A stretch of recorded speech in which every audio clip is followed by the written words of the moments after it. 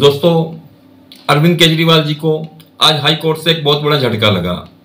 High court ने ED को 4 दिन और उनकी कस्टडी दे दी, यानी कि वो 1 अप्रैल तक फिर ईडी की कस्टडी में रहेंगे और वो बाहर नहीं आ सकते। जैसा कि उम्मीद लगाई जा रही थी कि ऐसा ही होगा, परंतु उनकी पार्टी और उनकी धर्मपत्नी सुनीता केजरीवाल को यह उम्मीद थी कि शायद आज ईडी की कस्टडी से उनको छोड़ दिया जाएगा। इसके एवज उन्होंने कल घोषणा भी की थी कि केजरीवाल जी ईडी की कस्टडी में एक बहुत बड़ा खुलासा करेंगे शराब घोटाले को लेकर। दोस्तों, केजरीवाल जी ने कोई शराब घोटाले को लेकर बहुत बड़ा खुलासा तो नहीं किया, क्योंकि जो बात उन्होंने कही वो आज बहुत दिन पहले से उनकी पार्टी के सारे लोग गायब गाए कहते जा रहे हैं। इवन प्रेस कॉन्फ्रेंस तक करके भी वो बातें कही उन्होंने। इस बात के लिए अदालत में कुछ भी स्पेशल नहीं कहा गया, जबकि उन्होंने अदालत को कहा कि मैं कुछ कहना चाहता हूं, तो अदालत ने कहा कि आप ये बात लिख के दे दीजिए। उन्होंने बताया कि मेरे पे जो आरोप लगाए हैं ये गलत हैं। बीजेपी ने इवन इनके ये गुनाहगार इसकी बीजेपी है, बीजेपी से इंक्वायरी चलनी चाहिए। तो उसको अदालत ने कहा कि हमारा ये काम नहीं है, हम इस समय आपको ईडी की कस्टडी के लिए सुन रहे हैं, उसके रिगार्डिंग कोई बात करना चाहते हैं तो आप कीजिए। दोस्तों, अदालत ने उसी के आधार पर फैसला लिया, जैसा कि ईडी ने उनको बताया कि ये जांच में सहयोग नहीं कर रहे हैं और इनसे बहुत सी चीजें पूछनी बाकी हैं, क्योंकि जो पैसा था वो जहां जहां खर्च हुआ उनको भी सम्मन किए गए हैं, वहां पर भी कार्रवाई चल रही है। अदालत ने सारा कुछ सुनने के बाद इनको 4 दिन का और ईडी को रिमांड दिया, यानी कि 4 दिन और अब ईडी की कस्टडी में रहेंगे। दोस्तों, अदालत में एक इस तरह का ड्रामा चलता रहा। केजरीवाल जी कहते रहे कि जी नहीं, मैं तो गुनहगार हुई नहीं हूं, मुझे तो बिना वजह से ही गिरफ्तार किया गया, मेरे पे किसी ने आरोप ऐसा नहीं लगाया, ना ही मुझे वो किसी ने मेन कल्प्रिट बनाया है। मेरे को अभी तक ये भी समझ में नहीं आ रहा था कि मुझसे ये आरोपी के तौर से पूछताछ करना चाहते हैं कि किस लहजे से पूछताछ करना चाहते हैं संबंध में, ये चीजों को भी क्लियर नहीं कर रहे थे। परंतु अदालत ने उनकी सारी बातों को नजरअंदाज किया, बताया इस समय हमारे सामने जो मुद्दा है, आपको ईडी की कस्टडी देनी है कि नहीं देनी है, इस विषय पर हमें डिस्कस करना है, हम उसी पर करेंगे, बाकी सारी बातों का हमारे लिए कोई मकसद नहीं। इससे पहले अदालत ने दोस्तों केजरीवाल जी को दिल्ली से मतलब कि जेल से सरकार चलाने की जो अनुमति वाली याचिका थी उसको खारिज किया। उन्होंने बताया ये कोर्ट का काम नहीं है, कोर्ट ये चीज डिसाइड नहीं करेगा, ये उपराज्यपाल जी डिसाइड करेंगे, ये उनका हक क्षेत्र की बात है, ये वो डिसाइड करेंगे कि केजरीवाल जी जेल से सरकार चला सकते हैं कि नहीं चला सकते हैं। ये क्या कर उन्होंने याचिका को खारिज कर दिया। दोस्तों, चलिए अब ये एलजी के ऊपर डिपेंड करेगा कि वो केजरीवाल जी को सरकार चलाने देते हैं कि नहीं देते हैं। वैसे एलजी साहब कल अपने एक बयान में कह चुके हैं कि वो कभी भी ऐसा नहीं होने देंगे। एलजी साहब के पास भी ये ऑप्शंस हैं कि वो रिपोर्ट बनाकर आगे राष्ट्रपति जी को भेज सकते हैं कि प्रशासनिक कार्यों के लिए मुख्यमंत्री आगे काम करें कि ना करें। उस पर डिपेंड करेगा कि वो राष्ट्रपति शासन लगाते हैं कि नहीं लगाते हैं। दोस्तों, इससे पहले सुनीता केजरीवाल यानी केजरीवाल जी की वाइफ ने मीडिया के सामने आकर यह कल दावा किया था कि केजरीवाल जी एक बहुत बड़ा खुलासा करेंगे शराब घोटाले को लेकर, और उन्होंने लोगों से कैसे इमोशनल होके अपील की थी कि सो कॉल्ड शराब लिकर केस में अभी तक ईडी को कोई भी पैसा नहीं मिला है। बार बार उन्होंने इस बात को दोहराया कि इस बार ये कोई केस नहीं है।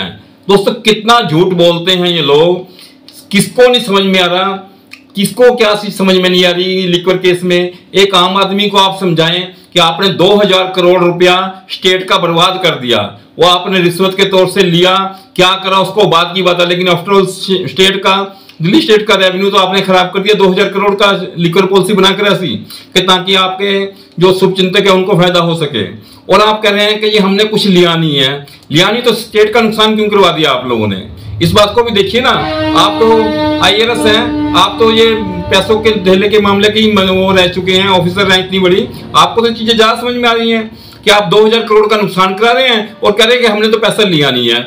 आपसे पैसा पूछ कौन रहा लिया आपने? आपसे ना ही ईडी आपके पास जो छापे मार रही है वो पैसे ढूंढने के लिए छापे मार रही है। ईडी ने कोर्ट में स्पष्ट कहा है कि इन्होंने वो पैसा गोवा इलेक्शन में और पंजाब इलेक्शन में खर्च किया है। तो इसमें पैसा वाली कहां से बात आ गई कि पैसा आपसे ढूंढ रहे हैं? ईडी तो सोर्सेज बता रही है कि आपने हवाला के रास्ते वो पैसा कैसे भेजा गोवा में। वहां पे कितना पैसा खर्च हुआ, कौन कौन माध्यम रहा, किसके माध्यम से दिया गया, किसके माध्यम से कमीशन ली गई, वो लोग भी अरेस्ट हैं ईडी के पास, वो अपने बयान दे चुके हैं। आप किस आधार पे जोर लगाए जाते हो कि जी ईडी को 1 रुपया नहीं मिला, मनीष जी के पास से 1 रुपया नहीं मिला, हमारे पास से 1 रुपया नहीं मिला। अरे कोई पूछ कौन रहा तुम्हारे से कि 1 रुपया मिला कि नहीं मिला? वो पता आपके पास पैसा था आया, वो जो आपने टेक्निकली कहां खर्च किया उस चीज का ब्यौरा दे रहे हैं वो तो। आप आईरस की जॉब में रहे, आपको भी मालूम है कि ये कानून है कि पैसा सबूत के तौर से पेश होना था जो कि रिकवर नहीं हुआ, लेकिन जब खर्ची दिया आपने तो रिकवर कहां से होता?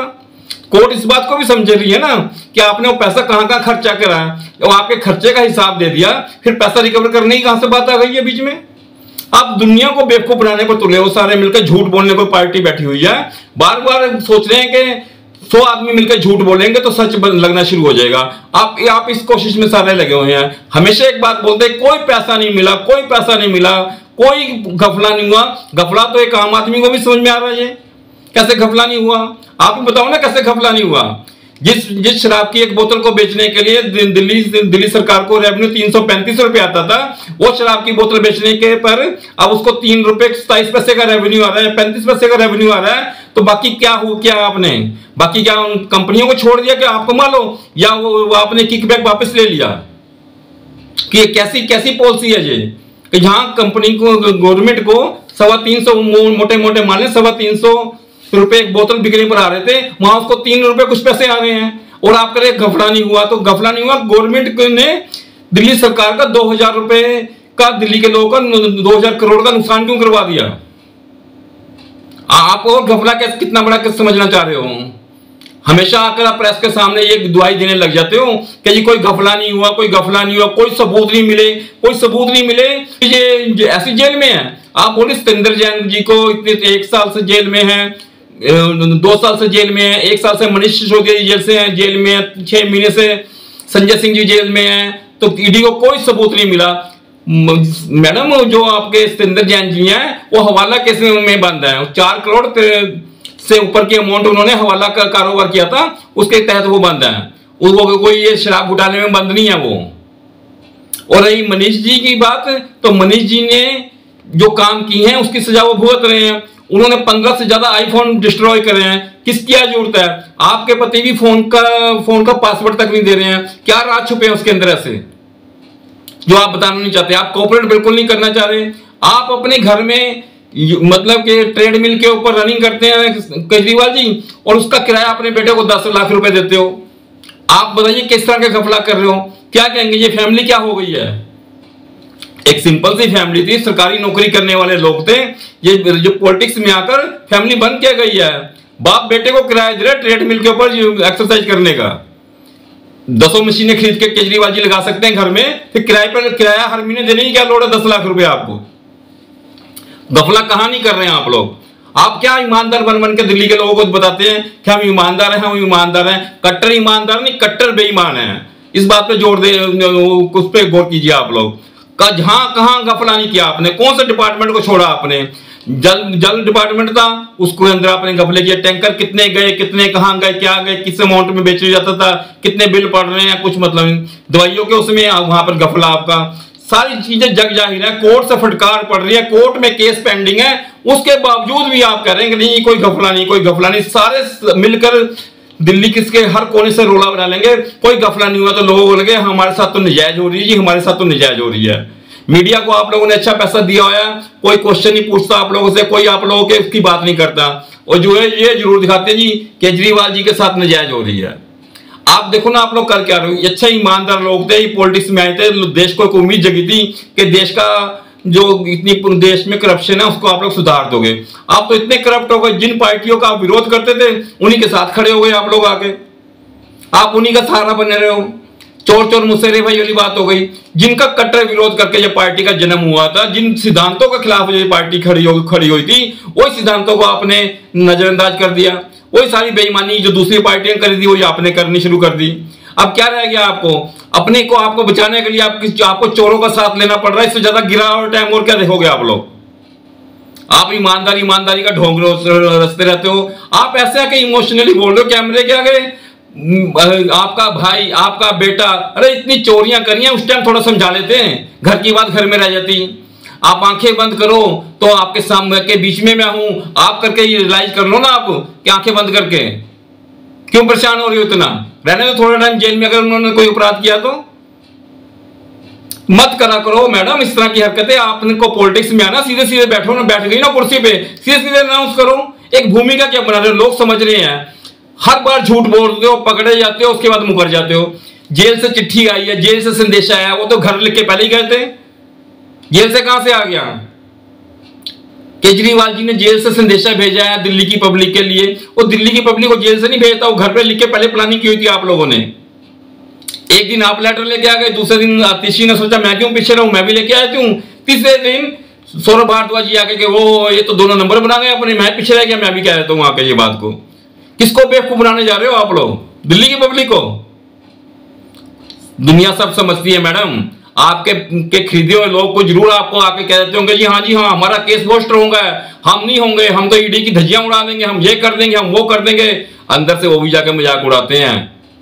आप ही देखो कि आपकी पार्टी का क्या हाल होता जा रहा है, लोग छोड़ छोड़ के भाग रहे हैं। 65 आदमी या 62 आदमी कीमत है आपके असेंबली में, और जो कल आपने सेशन लगाया उसके अंदर 28 और 30 लोग से ज्यादा नहीं थे। बाकी आपके विधायक कहां गए थे, सारे वेट एंड वॉच की स्थिति में हैं। अभी भी समझ जाइए आप लोग सोच रहे हैं कि नहीं जी हम तो जी वो हो गए, एक बार हमें कुर्सी क्या मिल गई, हम तो वो सर्वोपरि हो गए। जो गलत काम जमाने के कहीं नहीं होते वो लोग आप लोगों ने करने शुरू कर दिए। अरे पार्टियां जिस कारण बनी थी वो सारे सिद्धांत ही छोड़ दिया आप लोगों ने। अन्ना हजारे के सिद्धांत पे आज तक चले नहीं, आपके अपने लोग आपका साथ छोड़ गए, फिर आप वही घटिया चीजों के ऊपर करे जा रहे हो। अभी तक उन चीजों के ऊपर फोकस करो, नहीं बिल्कुल ईमानदार, बिल्कुल बेईमान है आप लोग। पार्टी क्या लोगों का आप लोगों ने विश्वास तोड़ा इतना बड़ा। लोग क्या उम्मीद लगा के बैठे थे, क्या उम्मीद लगा के आपके साथ जुड़े थे लोग। आपने उनका कितना बड़ा लोगों का विश्वास तोड़ा, आपने कितना बड़ा लोगों का मर्डर कराया विश्वास का। आप नहीं समझ पा रहे इस बात को, क्योंकि आप लोग, हमें लोगों को तो ये लगा था कि आप लोग बहुत ईमानदार, बहुत इस तरह के अच्छे लोग हैं जो आगे पॉलिटिक्स में आ रहे हो, लेकिन आप लोगों ने तो बिल्कुल वो सत्यानाश करके रख दिया। कौन सा डिपार्टमेंट छोड़ा जहां पॉलिटिशियन होती। हजारों टेस्ट हो रहे हैं, लाखों की संख्या में, करोड़ों की संख्या में अमाउंट दी गई है उनके एवज में, जो कि बंदे एग्जिस्ट ही नहीं करते, जो फोन नंबर एग्जिस्ट नहीं करते। दवाइयां सब स्टैंडर्ड की आप लोग दे रहे हो, गलत रिपोर्ट्स आ रही हैं, मतलब के क्लिनिकल की, उसके आधार पर ट्रीटमेंट बंदे को पता भी नहीं बेचारे को, जो बीमारी है नहीं उसकी दवाइयां आप उनको खिलवाई जा रहे हो। कैसा चला रहे हो प्रदेश आप।